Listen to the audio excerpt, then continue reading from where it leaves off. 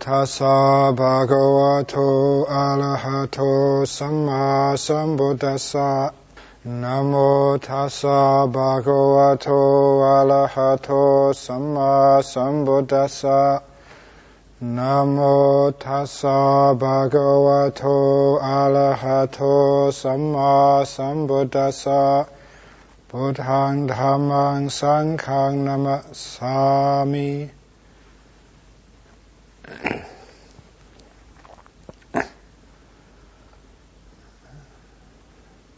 With all of the work and business which I have to do, I'm just stopping for a short while being 3 months, just stopping just to come in here and to perform the ceremony of entering the reins, just stopping to recall the meaning and the heart of this monastic life.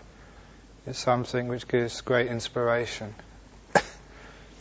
because the whole echo of what we're doing this evening is an echo which finds its origin in the time of the Buddha.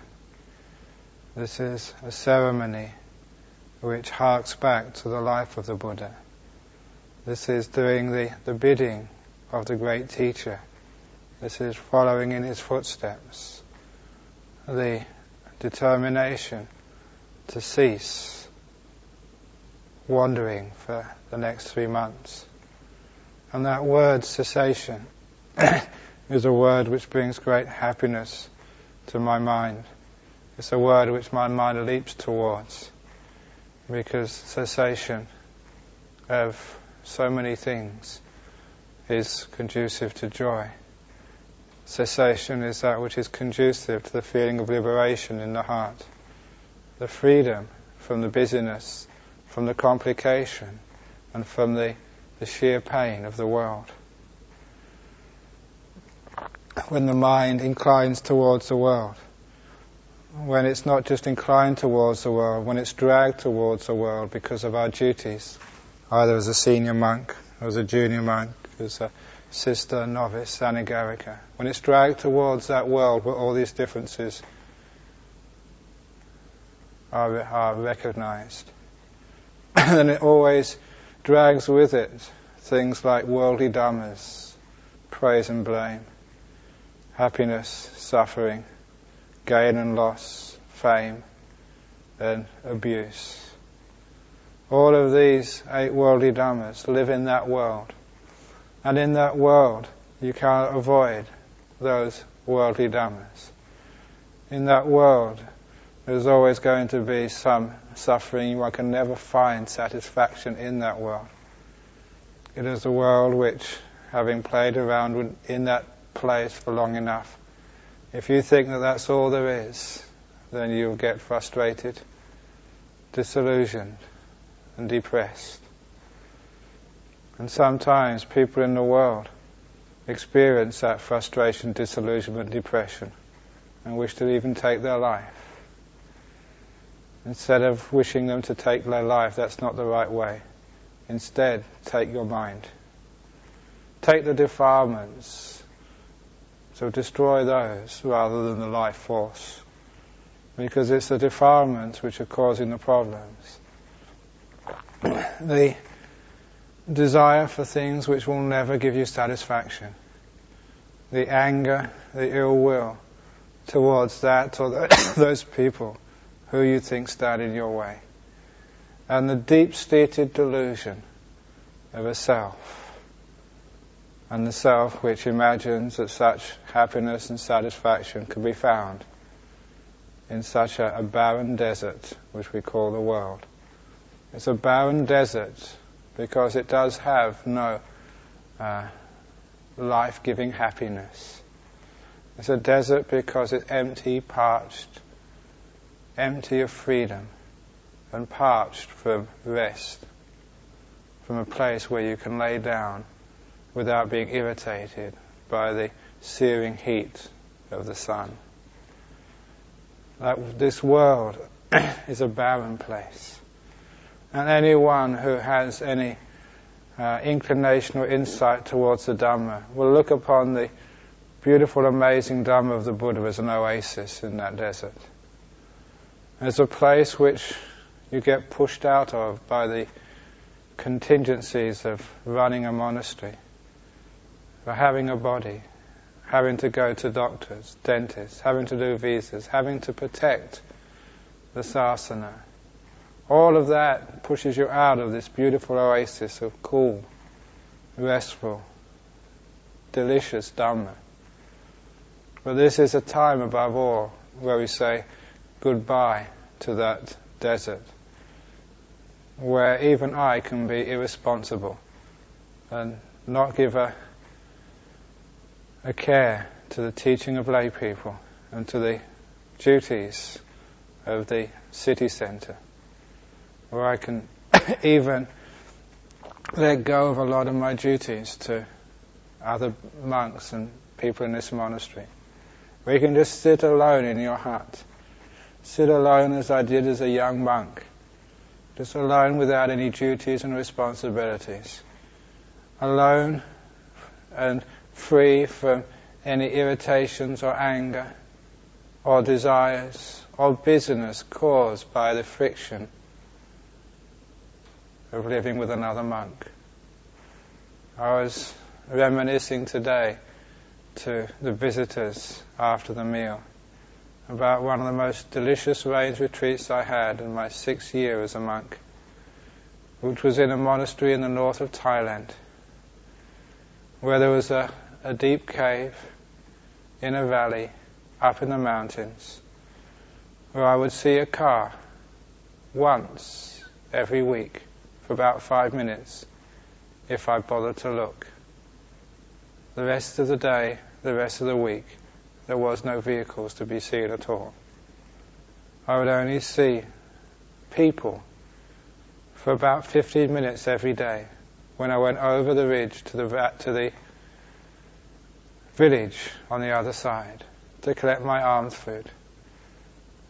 They were northern Thais who were very happy just to feed you and didn't want anything else.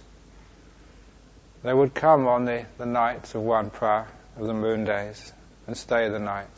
But other than that, for most of the days of the week, for all that 3 months, for 23.5 hours every day, I was alone in this well set up monastery. To me that solitude was bliss. To me that solitude, which meant that I had no duties, nothing to say to another human being, no business created by the proximity of another. It was so freeing. And even now, as I remember those days, my mind leaps to the solitude which that created. These days I find myself as a busy abbot in a big monastery. But still, I know that type of monastery which I spent my 6 rains is still to be found here in Bodhinyana. That cave where I used to spend many happy hours meditating exists right inside my mind. The cave of the heart. That cave of the heart is a metaphor which the Lord Buddha used. And for anyone who knows any degree of deep meditation, you can recognize that metaphor as a beautiful description of the mind which becomes secluded from the world by going deep within. That seclusion from the world by going deep within is why we have this rains retreat. If you want to have more experiences of the world outside, this is the wrong place to be. If you want to have experiences of the mind, then welcome to this retreat. Because by going inside, by going into this cave, as in many caves there was buried beautiful treasures, putting them in there because they could be preserved and they're not wasted by the human beings who do not realize the value of treasures and can misplace them, throw them away, dissipate them. heedlessly. In that deep cave of the mind, the Buddha not buried, but found a deep treasure, a profound treasure, the most valuable treasure. That treasure is called liberation, freedom, ease, endless suffering. That's where this treasure can be found, not out there in the world, but deep within. And so we have built all these facilities. We've created all this support. We have established these traditions. And please know that all of this work, traditions, teaching, is all pointing, meaning, directing towards this one thing, to Nibbana, the end of suffering, the cessation of all this, the true liberation from the realm of samsara. This whole monastery has just that one aim, that one peak. And I struggle very hard to try and keep this monastery aimed. It's like being a captain of a ship, so trying to hold the rudder against many different currents and very strong winds, which is always trying to blow this monastery off course. And it's a struggle to keep the ship directed. But it's directed good enough. And if you wish to help to move in that same direction, I've noticed over the years that when a group of meditators, no matter what gender, no matter what status, if they move in the right direction, in the same direction, in the direction of calming the defilements, stopping the thinking mind, avoiding papancha, calming the mind, going to those peaceful states, you find that when one monk, one anagarika, one whoever, when one has a very deep meditation that night, that afternoon, many other meditators here also experience a deepening of their samadhi. They also experience a widening of their insight. It is as if that there is some sort of connection. There is some sort of energy. There is some sort of movement which each one of us can pick up on. And if one person goes in the opposite direction, if one person goes to more worldliness, more desire, more anger, more irritation, if a person gives in to their gross defilements, again, others feel it. And it pulls and holds back the whole monastery, the whole community. It's like somebody swimming in the water. They create a current, they create a flow of water, and those swimming alongside get pulled along in its wake. In the same way that those who are really good meditators in this monastery, thank you for being here, because you're going to help everybody deepen their meditation. And every meditation which you do, which is deep, powerful, sublime, know that that's going to be felt. Its energy is going to spread beyond your hut and can pull everyone else along. And it's my hope, it's my intention that people who are practicing in this monastery during this rains retreat, who are using the facilities here, can remember why they're built, why the food is offered here, why the facilities are in place. The facilities are here for just this one reason, to deepen the experience of freedom. And because that you can remember and recall that that is our main purpose, everything should be subservient to that one goal, to that one purpose. If you wish to read, fine, as long as it's going to help the meditation. If you wish to study, fine, as long as it's going to be helping the meditation. But make sure the meditation is your main goal, your main aim. I know many of you have been working hard, have been sacrificing much of your time just to be here and to have this opportunity. And unfortunately, I have seen in past retreats, people put forth that energy and strive and put in the hours for the first week or two, and then slacken off, not being able to last the pace. And when the end of the range retreat comes, they haven't got much to show for this 3 months of silence and solitude. And they say, well, maybe next range retreat.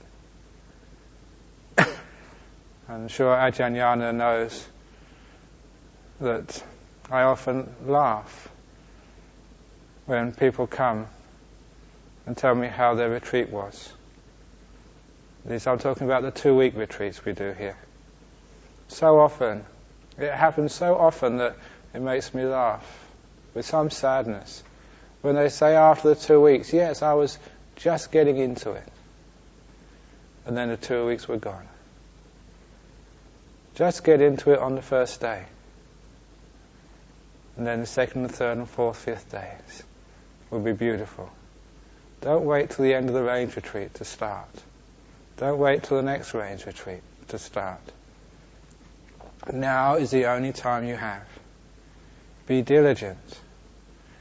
And every time you experience, as you will do, any degree of peace in your meditation, spend time to loiter in that silence, in that peacefulness, in that happiness, in that joy. Don't just sit there getting deeper and deeper, and then as soon as the hour is up, or 50 minutes, or the 2 hours, or whatever, just get up without contemplating what you're experiencing.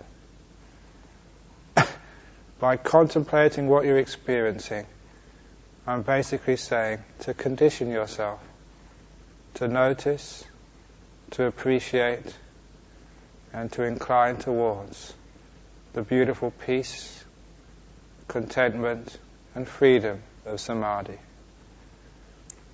See if you can learn to be attached to that samadhi. I guarantee it's much better to be attached to the blisses of samadhi than it is to be attached to your thinking mind, to your tea, coffee, to your food, to your books, or whatever else which you spend a lot of time wasting. See if you can be attached to the silence of the mind. And you attach to the silence of the mind by conditioning your mind to recognize these states as delightful, enjoyable, far more superior than anything which thought can describe to you.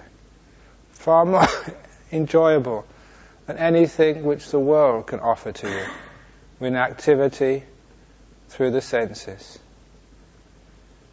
Just getting a taste of those beautiful freedoms of the mind is all you really need. Because that's going to inform you that there is a greater peace, a greater happiness, a joy which surpasses the world. Basically, theory and ideas are never good enough. Just through theories and ideas, people argue about what the Buddha really meant. What's the Vinaya and what's not the Vinaya? What's Dhamma, what's not Dhamma? Is jhana necessary for stream winning, or is it not necessary for stream winning? Basically, I'm only listening to someone who's attained to be a stream winner or has got jhana. Perhaps they might know, and their words and ideas on that question have a bit more meaning. Experience is so much more important than thoughts and theories.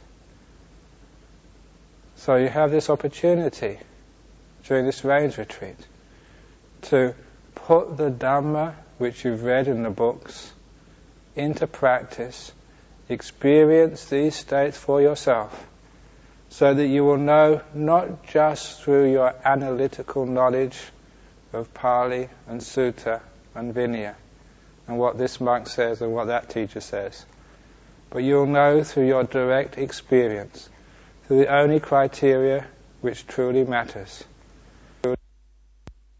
through experience which is interpreted in the framework of the Buddha's teachings. When you experience these states, it's as if the teachings in the suttas and the Vinayas become incandescent. I won't say they just glow, they become brilliant. They become so bright. Only then can you truly understand those teachings. You can truly appreciate their depth, their profundity, their accuracy, their truth. But not before. It's a common idea that to be a stream winner, all you need to do is to understand the Four Noble Truths. Right view. But how many people know those Four Noble Truths, can recite them and understand them, but aren't stream winners?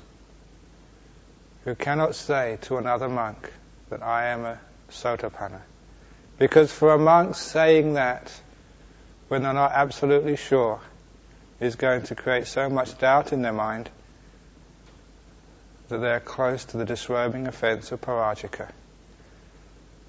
And they don't say that unless they have absolute surety. And so, at least with monks, they don't just go around saying these things lightly. Apparently in the world that anyone says these things. Because there's no recourse. They can say them lightly without needing to make sure that what they're saying is correct and truthful. But the point I'm making is that the experience of this Dhamma, the experience which is described by the Buddha, is what is important. The simile which I've mentioned before is like the guidebook to Paris. I like this simile because actually I've never been to Paris. But I know that there's something there called the Arc de Triomphe and Notre Dame and the Eiffel Tower. But that's all I know, theory. I don't know as much about Paris, nowhere near as much about Paris as someone who's been there, who spent many months there, who's wandered around the place and actually felt and smelled that city.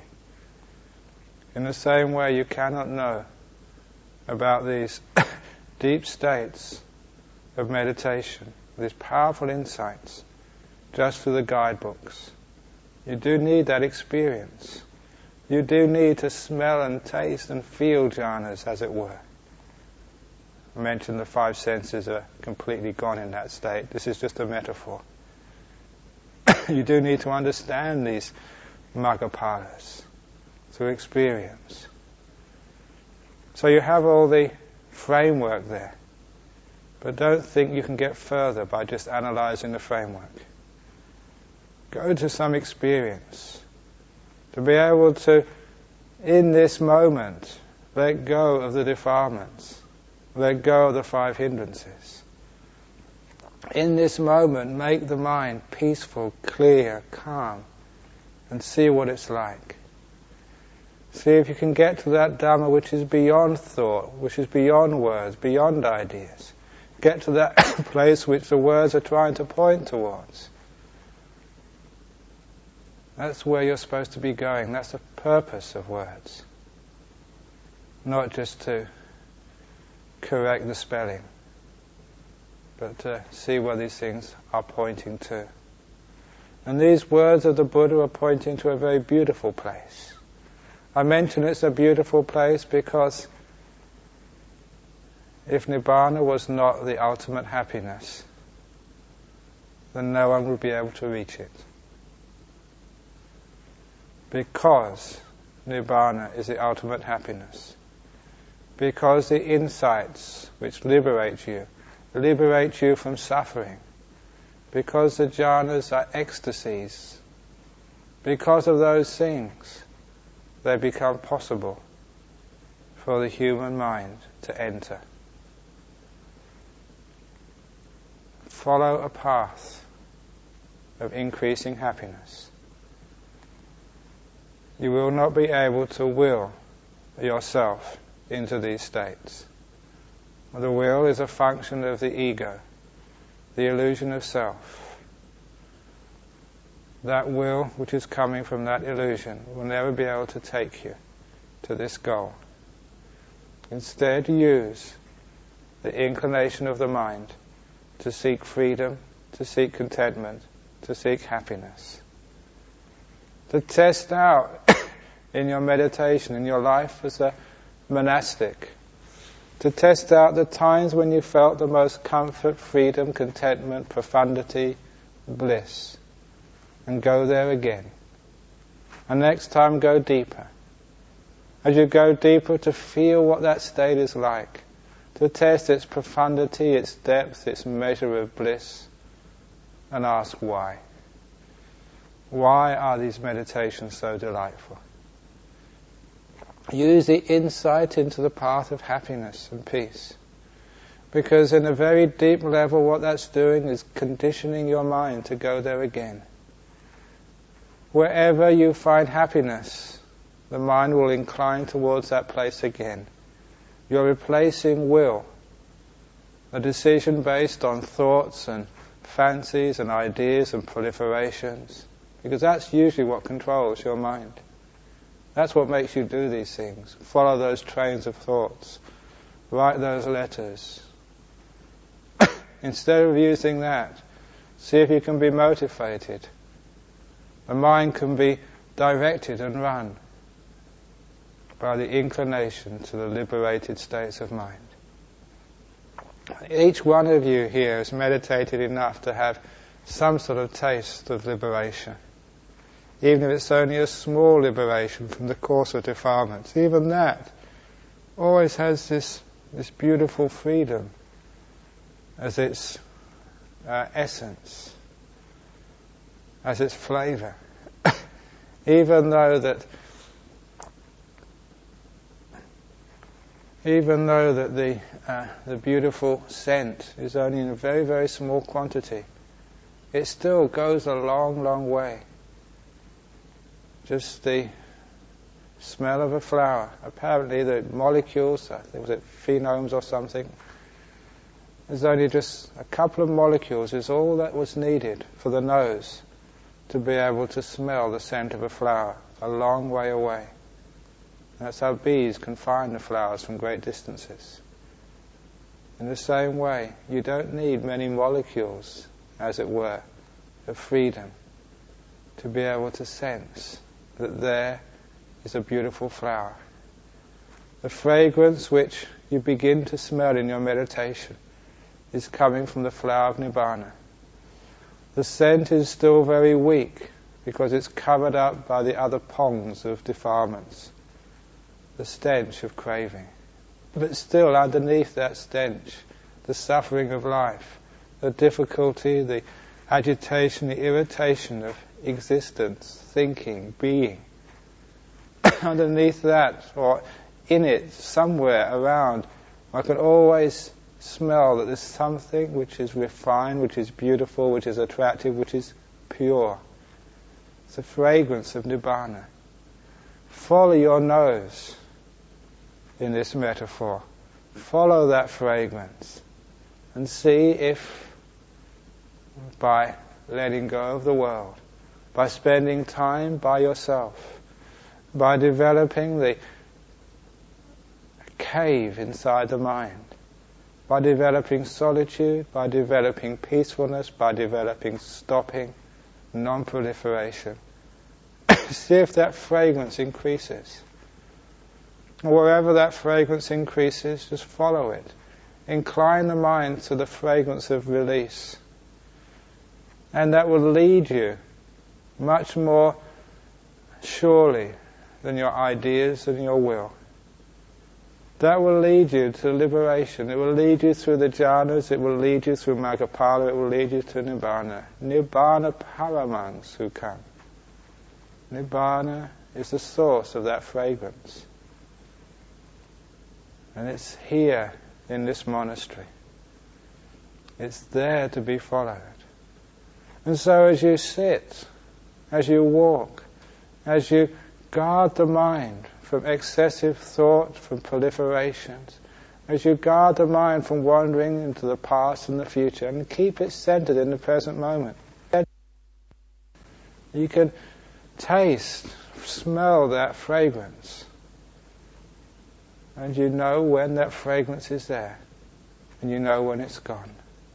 When you're angry, when you're irritated, when you're upset at somebody or something, when you're tired, when you're lazy, when the craving is there very strong to do something else, go somewhere else, be something else, when that craving is taking you away from your center, and you know that fragrance is absent.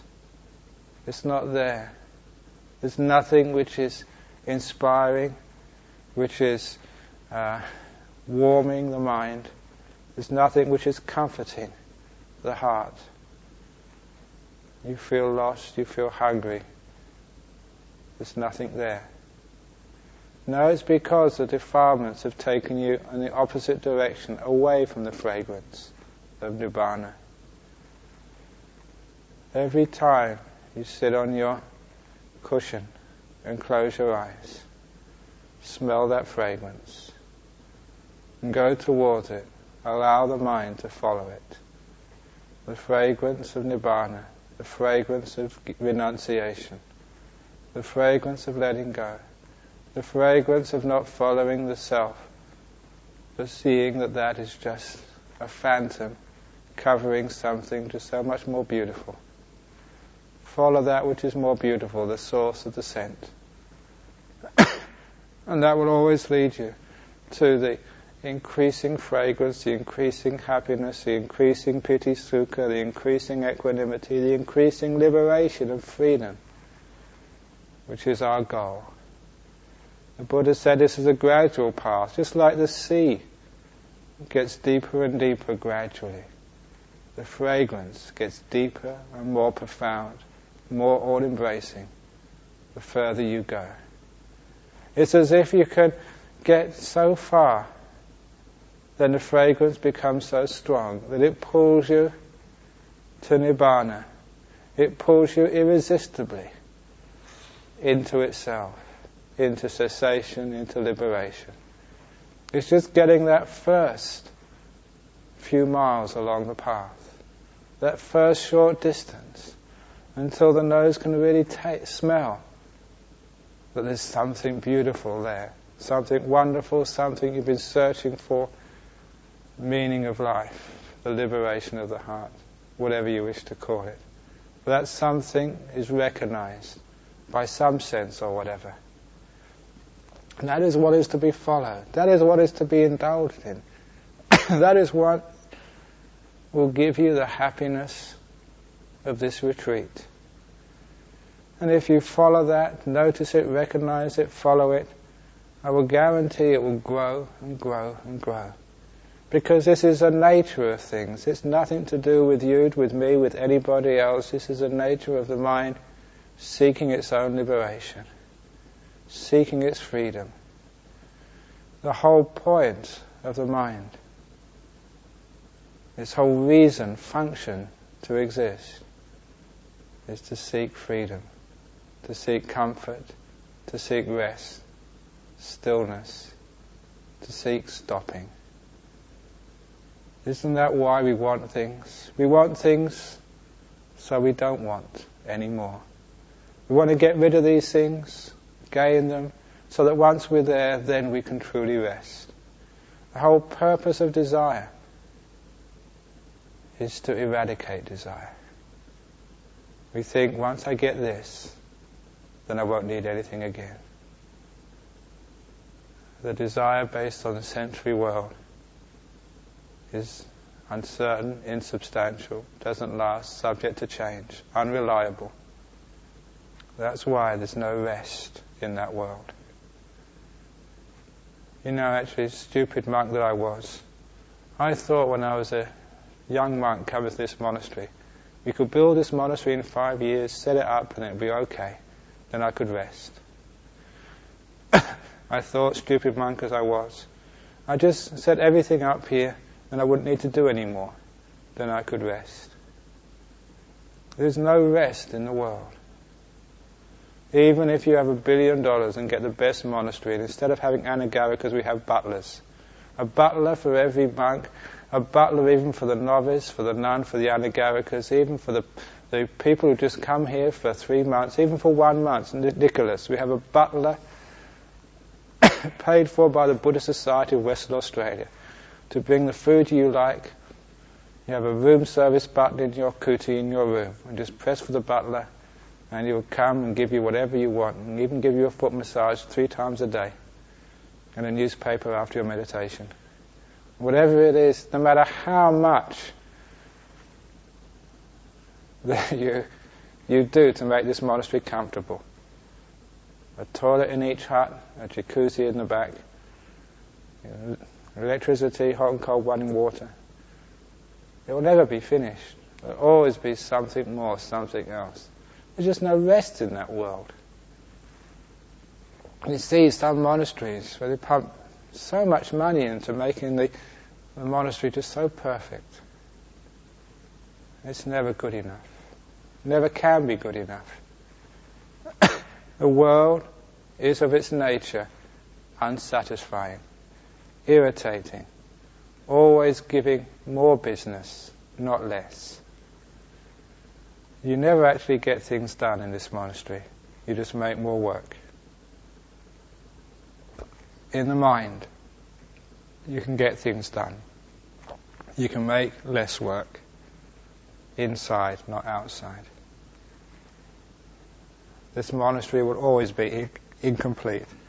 There'll always be work on my desk, and on other people's desks as well. Never will my desk be empty. The desk outside, that is. But the desk inside, very easy to make it empty. I empty it of everything which has happened. From a moment ago, right to the time I was born, previous lives, a lot. Empty.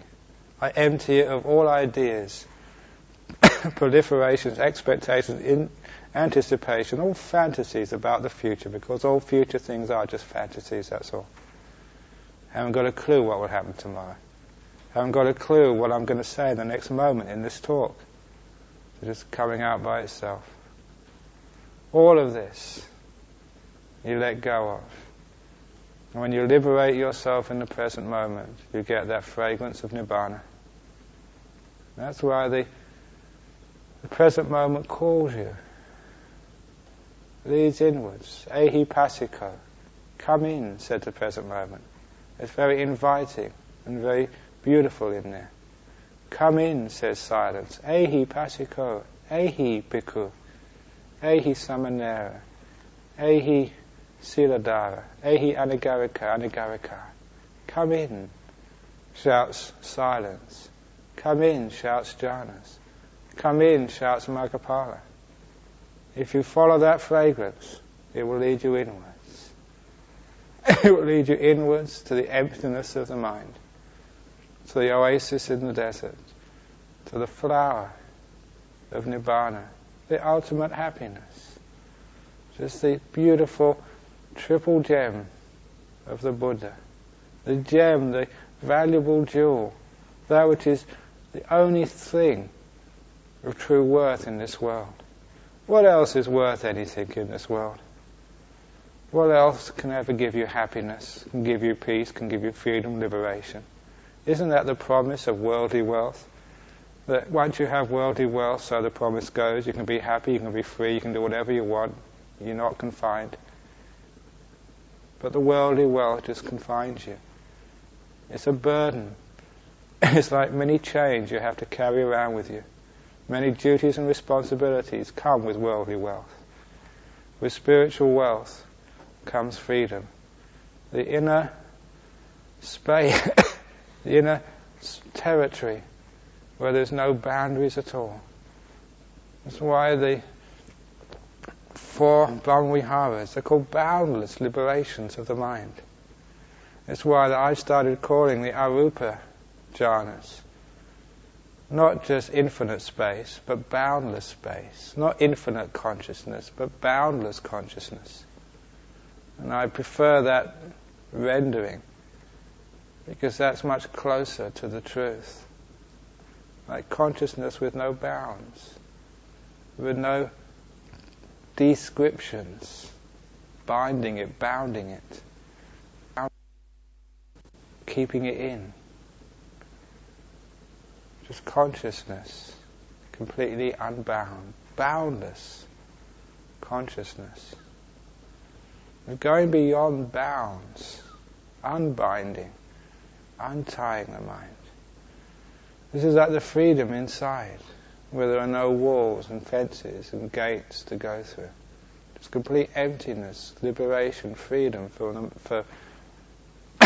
the irritation and oppression of thoughts. That's what thoughts are and ideas are. They oppress you. They always carry with it just the next thing you have to think. They carry a duty and responsibility. It's just like one of those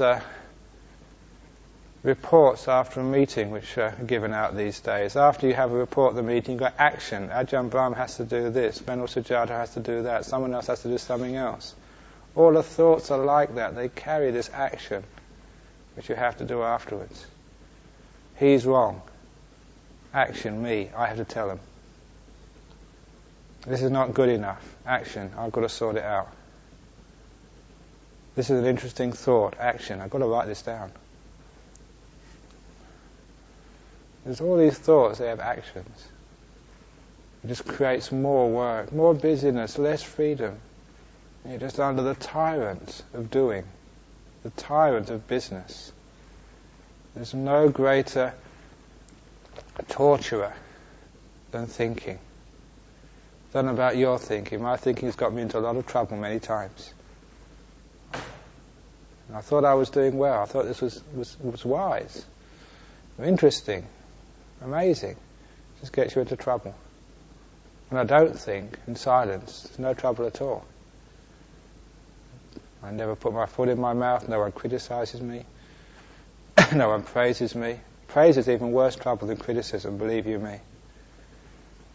Criticism is far safer, but when people start praising you, then you really got to start being worried. Silence in the mind is much better. The silence of freedom from praise and blame. The silence of freedom from all these worldly things. And in that freedom, you have this beautiful fragrance, the taste of liberation. And it's there for you for this 3 months range retreat. It's very easy to do, easy to gain, easy to get to. Have confidence that you can do it. You've come close many times. This time it's going to be it. Just stop. Your biggest problem is thinking. That's why, having seen that in so many meditators over the years, I just developed these basic steps in meditation. Present moment awareness, first of all. Silence. Those are two powerful and deep methods of meditation. Don't ignore them and think, I'm much more sophisticated than this, I'm just going to go straight onto the breath. Don't ignore these things. Why is it your meditation isn't as deep as it could be, as it should be, as it has been? No silence, and wandering off into past and future, or into fantasy world. That's why. As I mentioned before, that I remember some people on the retreats I've given spent so much time on the fundamentals of meditation, present moment awareness and silence. They spent so much time on that before they even started watching the breath.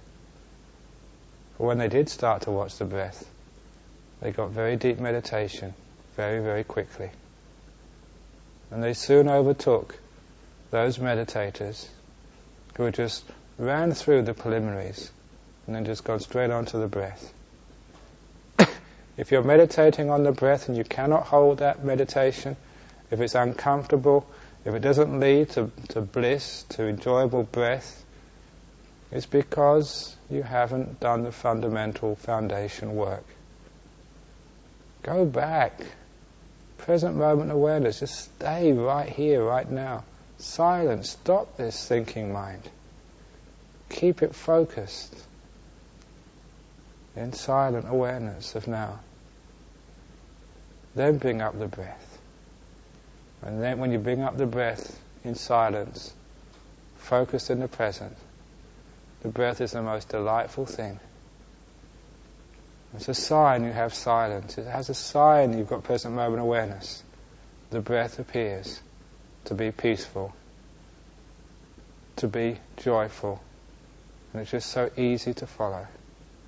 Breath going in, breath going out. Happy as a lark, just watching the breath. Then the mind will just go off by itself into the breath. Will go off into the bliss. Will go off into the nimitta. Will go off into the jhanas. Will go off into Nibbana. Will cease. This is what we're going to be doing. Just follow that scent. Don't go thinking, I will follow the scent. Just allow the mind to recognize it, and the mind will do it by itself. So much of the problem in meditation is people doing it, not allowing it to happen. You controlling rather than allowing the process just to go its own way. Remember, anatta means no self. The problem of the illusion of self is the cause for all craving, aversion, or upadana. The illusion of self is the problem. So how can the illusion of self manifested as your ego directing all of this, saying this is what I should be doing, this is what I shouldn't be doing, forcing the mind, guiding the mind, driving the mind, how can that ever lead to Nibbana? You have to get beyond your illusion, your idea of you, and with it the doing which comes from that illusion. Stop. Cease. And just let the mind follow the scent. When you let go, get out of the way, it's amazing. It's wonderful. So easy. So obvious. The mind just follows its own bliss. And these states of jhana, which you've heard and read so much about, are there. Stream winning, once returning, non-returning. Arahat is just there. Following the footprints of the Buddha. Letting go. So that's a little talk for this beginning of the Rains Retreat. Get in there, allow it to happen, but please don't do it.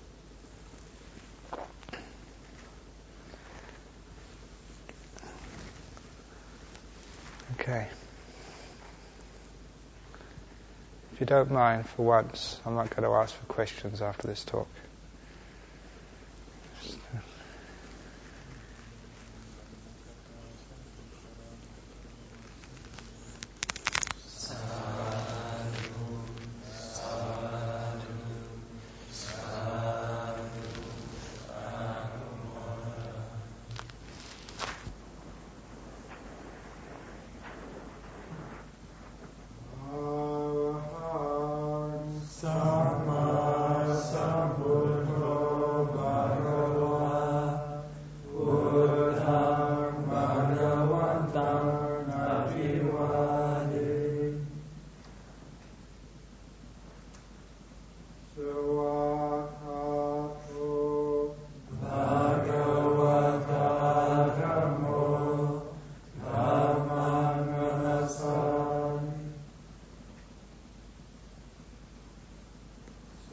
Sukhatipano Bhagavata